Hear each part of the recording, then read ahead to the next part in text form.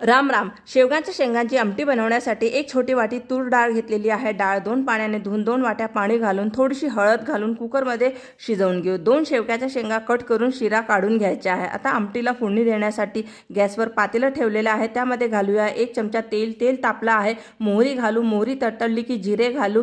जिरे फुलले. 1 हिरवी मिरची मधून कट केलेली आहे ती घालू. 4 ते 5 कढीपत्त्याचे पानं. 1 बारीक कट केलेला टमाटर घालून व्यवस्थित मिक्स करून टमाटर लवकर शिजण्यासाठी थोडंसं मीठ घालून मिक्स करून घेऊ. टमाटर मऊ झाल्यानंतर हळद, हिंग, 1 चमचा लाल तिखट घालून अर्धा मिनिट मसाले टमाटर सोबत परतून घेऊ. अर्धा मिनिटानंतर कट केलेल्या शेंगा घालून मिक्स करून अर्धा मिनिट परतून घेऊ. त्यानंतर शेंगा शिजतील इतपत पाणी घालून मीडियम गॅसवर झाकण ठेवून 6 ते 7 मिनिटं शिजवून घेऊ. शेंगा पाहू व्यवस्थित शिजलेल्या आहे. आता एकसारखी केलेली डाळ घालून आमटीत घालू. गरजेनुसार पाणी घालावे. छोटा गुळाचा खडा घालू.